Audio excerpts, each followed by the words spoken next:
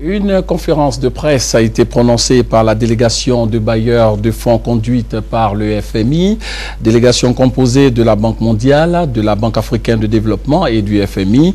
Il a été question de relance de l'économie ivoirienne avec l'appui de ces institutions financières. Le point avec Patience Sey Djike.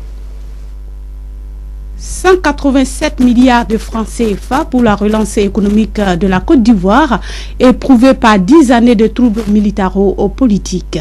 Une équipe du Fonds monétaire international et les autorités ivoiriennes se sont entendues sur un ensemble de politiques macroéconomiques à mettre en œuvre durant le reste de l'année 2011.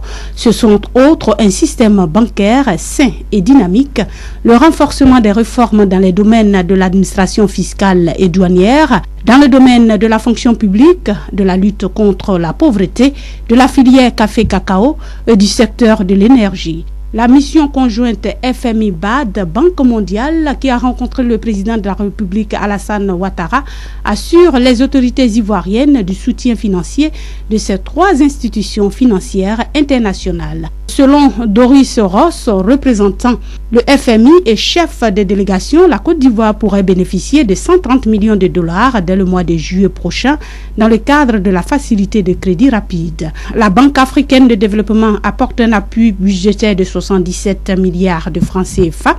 La Banque mondiale, quant à elle, prépare un appui budgétaire de 45 milliards de francs CFA.